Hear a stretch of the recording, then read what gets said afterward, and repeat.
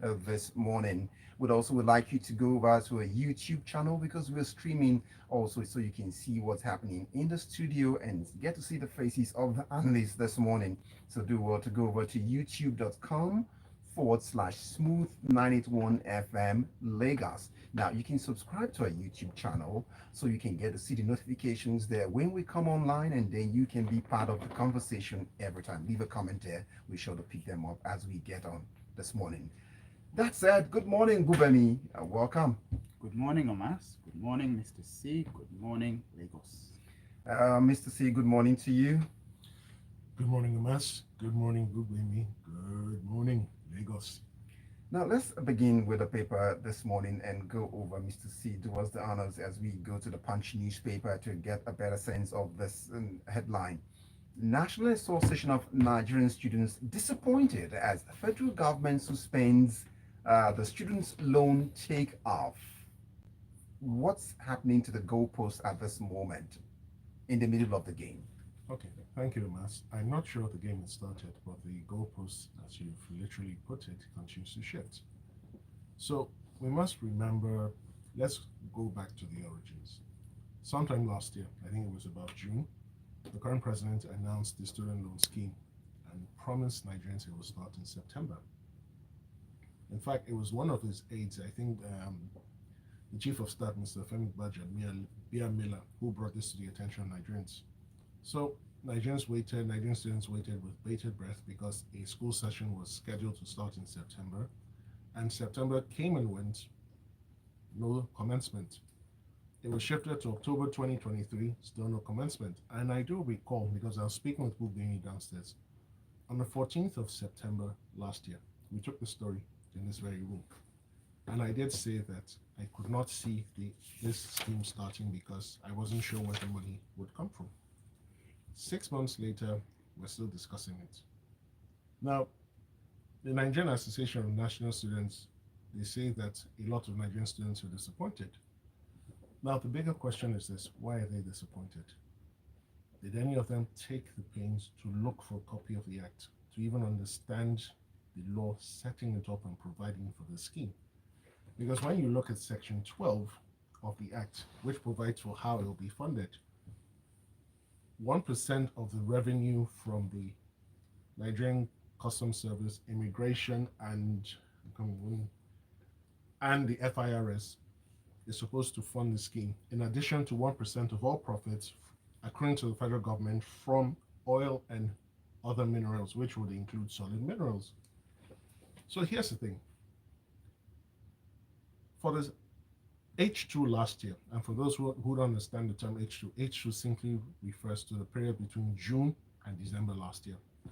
This administration was firmly in office, so they did a solid 6 months last year. Now, in those 6 months, the Nigerian Immigration Service, the Nigerian Customs Service, and the FIRS made money. The 1% that should have been taken from these revenues, was it placed anywhere for the funding of this scheme? We then have monies from oil. Certainly, Nigeria earned money from oil and other minerals from June to December 2023. Where is the 1% of that money? Was it set aside? The Act now speaks about education bonds, education endowment fund schemes. I stand to be corrected. Between June last year and this very morning, I'm not aware of any education bond that has been offered to the public for subscription. So it leads to one sad and concerning conclusion. All of this is just talk, soundbites. There's no desire, or there's apparently no desire to fund the program. Now, we've been told that it's been further postponed for 4 weeks. Ladies and gentlemen, 4 weeks takes you to the week after Easter. What is the guarantee that there will be anything ready to launch come Easter, come the week after Easter? Because, again, we don't even know the reasons why it was postponed. Again, the NANs say they've been asking questions. Fantastic. Have you been receiving answers? That is the bigger question. Now, 4 different people have come out to speak on behalf of the government. We had the tall chap, what's his name? Ngelale. Okay. So he came out. He said it was indefinite. Then Mr. Onanuga came out with Mr. Sonny Echono, who is the executive secretary of the Tertiary Education Fund, and he said, no, it's 4 weeks. No, Mr. Onanuga said soon. Mr. Echono said 4 weeks. What is rather concerning and worrying for me, from my perspective, is how do you have people speaking for and on behalf of the government on a particular matter, all singing divergent, discordant tunes? Does it then mean they don't talk to themselves and harmonize a position before they present it to the public? Now, in rounding up, is there any chance the scheme will launch in April? I don't want to sound like a prophet of doom, but the questions I've asked concerning the funding, it would appear there is no evidence that this has been done. And if this has not been done, the bigger question remains, how do you really intend to start it? Because people will come in and tell you about an app. An app is an app. You can do any process on the app, but you need money to come out. And if there's no money to come out, that is a real problem. So just in summary, to get this in perspective, so you feel this seeming postponement is looking like there isn't a down payment for the start of this scheme for now. Correct. Gbubemi Atimomo, let's get this conversation going with your paper that's in front of you now, the Nation newspaper, which speaks of farmers to get the Central Bank of Nigeria's 100 billion naira worth of fertilizers. Looking at the story, it says it's been lying fallow somewhere, connected to the Anchor Borers program, and its only means of distributing it without any cost attached to these farmers. Speak to this for us and how food security can be achieved using this. Okay, so the governor of the central bank, Yemi Cardoso, delivered 2.15 million bags of fertilizer to the Ministry of Agriculture and Food Security. And according to him, it's part of their initiatives to ensure that they can support in the current food insecurity situation.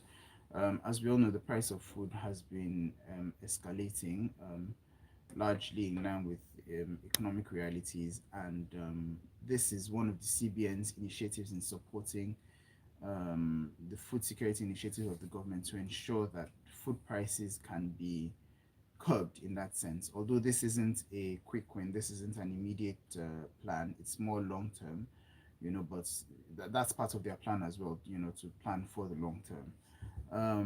So according to the Minister of Food Security and Minister of Food Security, Agriculture and Food Security, it reinforces the critical need to address food inflation as a pivotal aspect of managing overall headline inflation. This is a good initiative, but I have a few questions as usual. I'm wondering, is there sort of like a database with the Ministry of Agriculture to ensure that these fertilizer goes across all of the farmers who require it across the country? How will it be distributed? In what quantities? Do they all get an equal amount? Is there a certain criteria that determines who gets what quantity or what quantity? Within what time frame will it be distributed? Are they given a specific type of farmer, or do all crop farmers benefit from this? Over and above all of this, one thing I keep on saying when we talk about agriculture is, we see a lot of initiatives, governments partnering with private institutions, provide equipment, fertilizer support from the CBN now, crop resources from research institutions and all of that. But security, actual security of the farm and the farmers, nobody seems to be doing anything about that. And that's one of the huge reasons why we're where we are. A lot of farmers cannot go to the farm because they are not sure if they will be kidnapped or if bandits will come and raid their crops.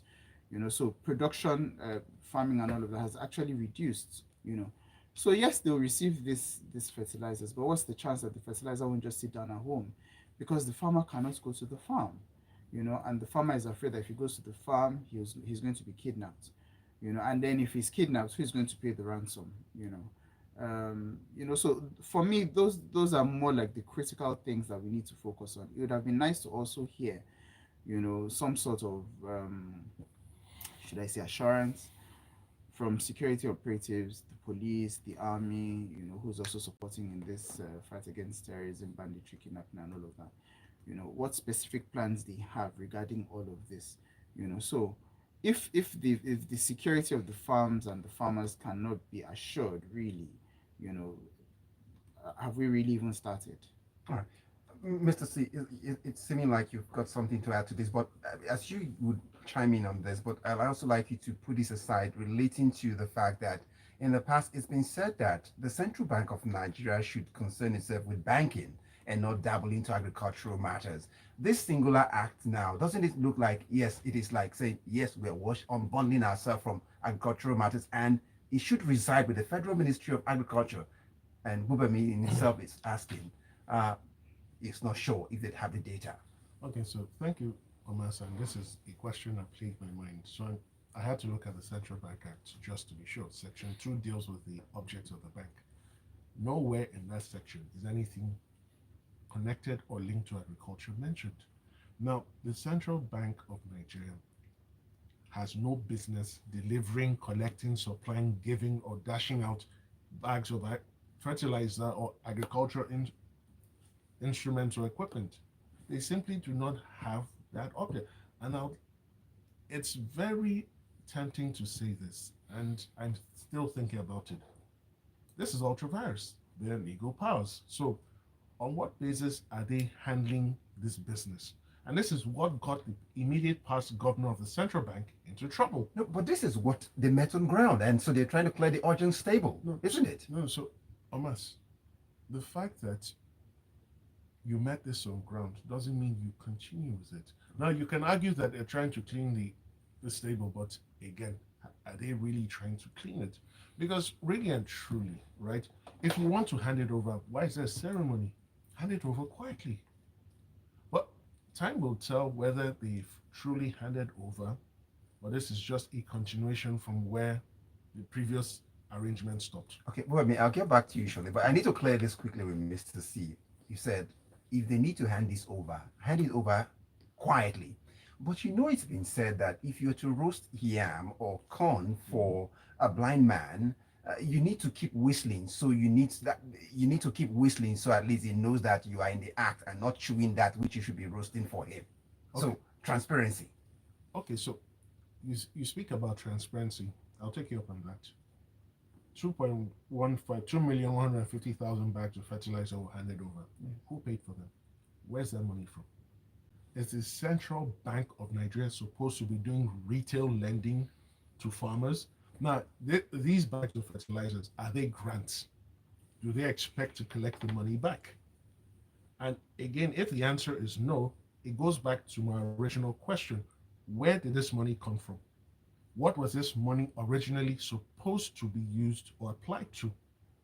So these are all questions. So we just read CBN gives 100 billion now worth of fertilizer to the Ministry of Agriculture. Where did that money come from? What was the due process followed? Is handing over fertilizer part of the CBN's mandate under the Central Bank Act of Nigeria 2007?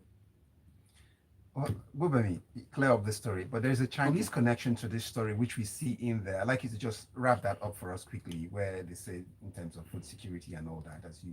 Okay, so the Chinese angle wasn't quite explained. It just says that China has expressed a desire to propel Nigeria's agricultural sector to the next level. It didn't say quite what it was. But one thing I just wanted to add, in line with what Mr. C had also said, which I found to be a bit puzzling, was that noting all of these things, around the supply of fertilizer to the farmers, the CBN governor also said that the CBN has veered away from direct quasi-fiscal intervention and transiting towards leveraging conventional monetary policy tools for executing monetary policy effectively, which presents, it's like you're doing one thing and then saying another thing on the other hand.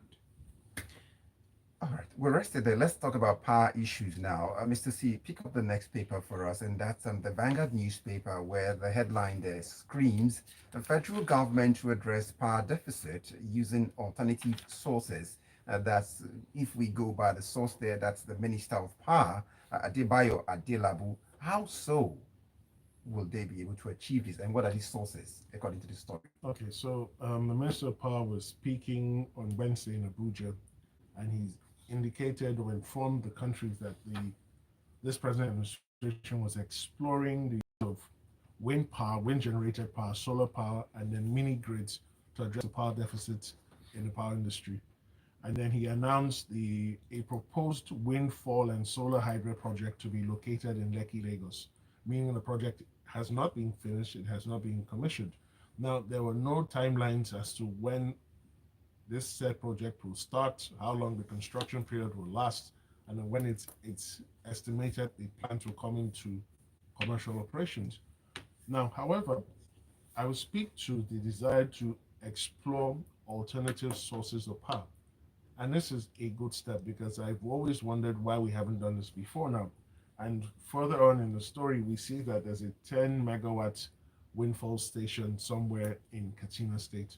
I cannot confirm whether the plant is still operational or it's delivering all of its intended power.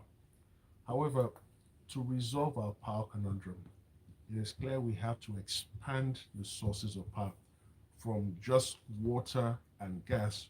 We should look at wind, we should look at solar. In the north, we have vast stretches of land that are not being used. We can set up solar farms there. And when we look at countries like the UAE, where they've even set up solar farms on water, the solar panels float on water. This is a very good step, and I wish they would consult with people who are already making huge steps in this regard. So speak to foreign experts who can help you ramp up very quickly with regards to power generation. Because if we have wind, we have solar. To a large extent, the fluidity of the gas prices will not really affect us the way they're affecting us now. And then more people will have access to power. And we cannot stress this enough. No country can truly develop without constant power. Constant power is one of the things. Education is the second. A proper environment to explore and exploit economic potential is also important, but you cannot develop without power. It's virtually impossible. So kudos to the Minister for Power, and let's hope that this is not another of those announcements that just float in the air and fall to the ground. Okay. Well, so I will hope it's not like in your words, you would say, in these times like this, confetti is being thrown around in parties or at forums such as these. We see messages already, but we hope you also be part of it in a short while now. So you've got a chance to let's get your reactions to the headlines this morning. Let's get WhatsApp messages on 0809 444 0981. Let's go. Gbubemi, there is something waiting for you with this next story, which we are looking at. And that's from the Daily Trust newspaper, where it speaks of leave of absence. The Nigerian Medical Association NMA threatens to sue the federal government for banning health workers. Why are the NMA, why are they screaming? Is it like they've been singled out or everyone is guilty, but then it's just the medical doctors that are being picked on about this? Okay, so was it earlier this week or late last week? There were sound bites, about the federal government considering a ban on those in the medical sector taking a leave of absence. And the argument that was muted was that a lot of them are traveling abroad, using it as an opportunity to relocate. So if they choose to relocate, they should first of all resign their appointment rather than taking leave of absence. So a leave of absence is a period where an employee takes maybe like a year or two off work, depending on what's approved, to go and develop themselves further, probably even rest or whatever. But either way, the reason for that leave of absence must be clearly communicated before it can be approved. Leave of absence paid or underpaid by the government also while they're away? No, unpaid. Okay. Unpaid. So well, you'd have a paid. It depends. So typically, those taking leave of absence now, extended leave of absence, are unpaid. There are circumstances whereby there may be a paid, but it's not the norm, but it's unpaid leave of absence. Now, the president of the Nigerian Medical Association has argued that it is wrong for the government to single out healthcare workers alone because they are part of the public sector. And if this law does not apply to everyone in the public sector, it should not apply just to those in the healthcare sector. And this is something that I completely agree with as well. It's interesting that the government would toe this approach, because in my opinion, yes, some of the doctors are using this as an opportunity to relocate, test the waters, and all of that. But we're not in a buyer's market, we're in a seller's market. We don't have enough healthcare workers. You know, my position, and this is a personal opinion, is I'd rather a situation where a healthcare worker takes a leave of absence, and there's a probability that they may come back. If they resign their appointment first, and then come back, we know how the bureaucracy works. It may be harder to get them in, rather than them already being a part of the system. That's on the one hand. On the second hand as well, one thing that we also need to consider is that during the application process, like I said before, the basis for the leave of absence must be clearly stated. So I assume that those taking leave of absence are given a cogent reason. I've heard that the process is that you apply through your head of department, it goes through the administration department, and the chief medical director, the director of the institution, must give approval before that leave is approved. So my assumption is that all of the people who are applying for leave of absence are giving a somewhat cogent reason.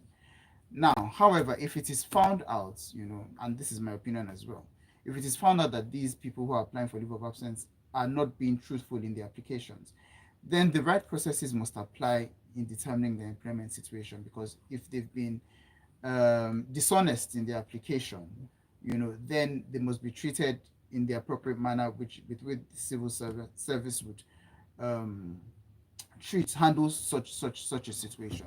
So I don't think that the government should be hasty, in asking the doctors to resign. With a shortage of doctors, you don't think it's an emergency that they need to stand the jackpot? If you're leaving, leave. The leave us. doctors, okay, so the way I see it, So for that example, others who need the job can come take it. nobody's holding anyone who needs the job. We have shortages. Mr. You C, understand? So my point is, if I were a medical doctor and I was going to Japan and there was an option of a leave of absence, I would take it. then reserve your space back home just in case I'm if coming, the water I'm doesn't coming. it's not good enough. So if the option of the leave of absence was not there and I was still going to Japan, I would go irrespective. So assume it's not there.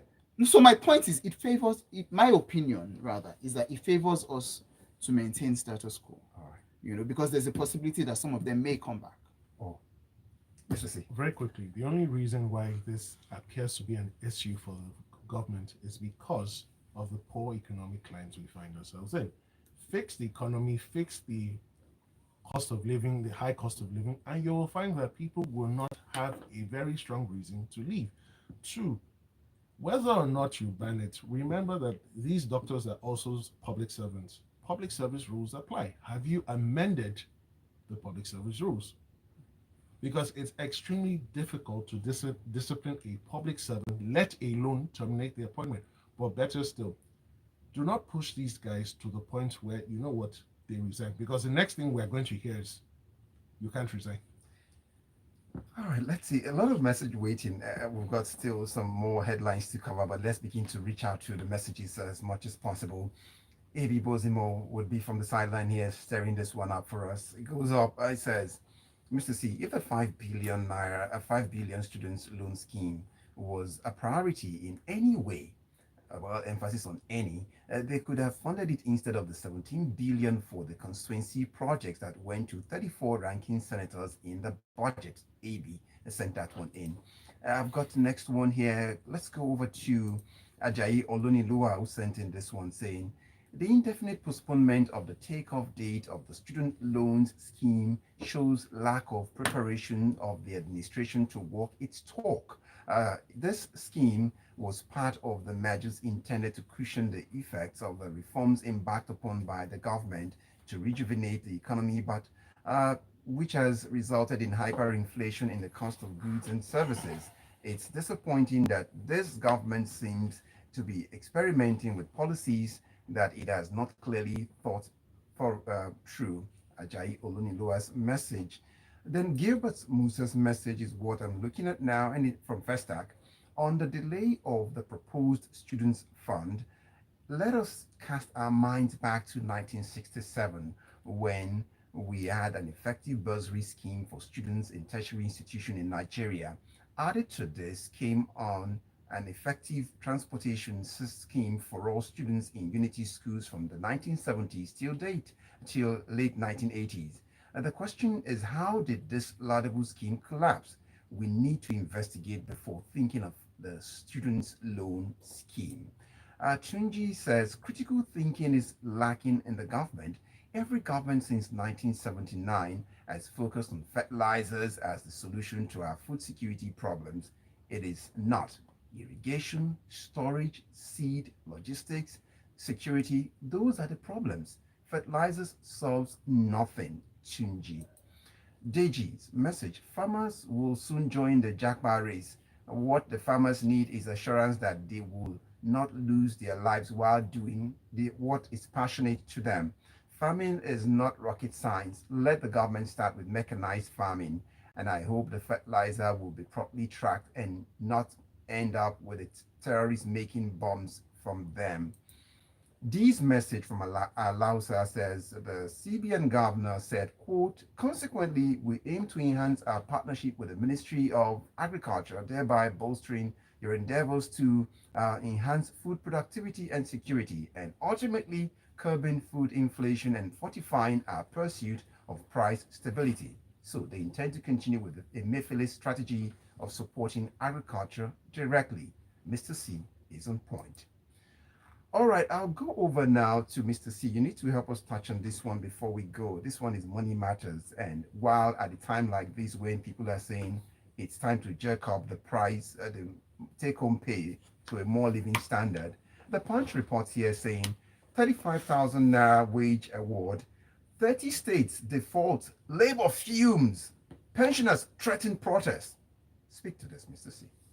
Thank you, Mas. And I'll start off by saying this. It's really pathetic. It's really sad. It's really tragic that pensioners who have given their all in about 35 years of service to this country at national and subnational levels are being owed their pensions due to no fault of theirs. I think it is extremely irresponsible. It's callous. It's wicked. And it has to stop. Now, having said that, we're now told that 30 states have defaulted in the wage award that was announced by the president to cushion the effects of its ill-advised presumed cancellation of the fuel subsidy. And I use the words advisedly because even though that announcement still stands, the landing cost of petrol as of last week was 1,000 naira. At the pump filling price is about 620, 630, between 620 and 650, depending on what part of Nigeria you live in.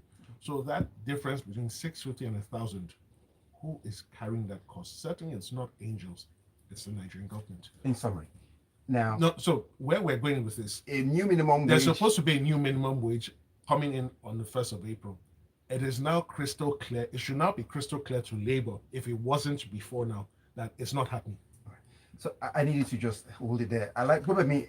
Could you sum this up for us in just 30 seconds? Look, let's go over to the borders and see the order that was lashed out from Asura Villa, where the Punch reports Nigeria reopens land air borders with Niger. Would that change the mind of Niger of the no-fly area?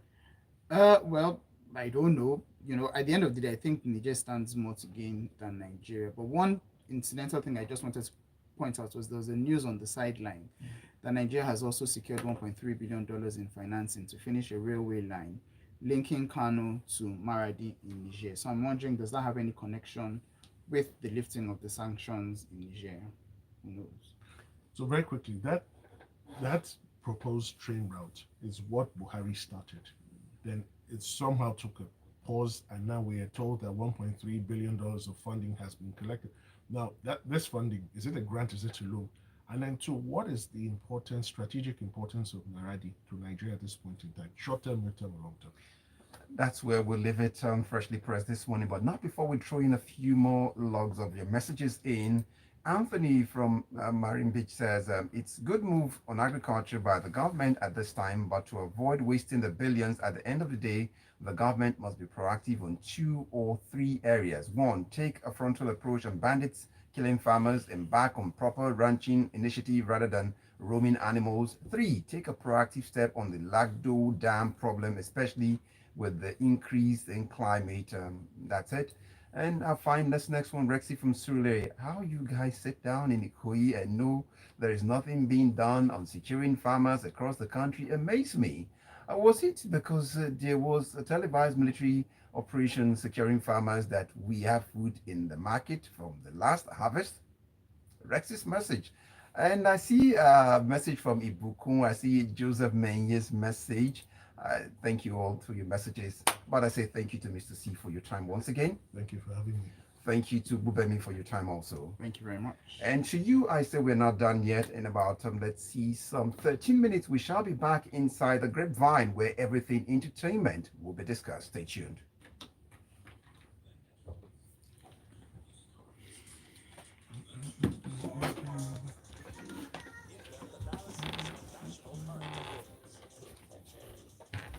Freshly pressed on Smooth 98.1. Headlines. Headlines. Headlines. This is not your typical sports. Brazil today maintaining a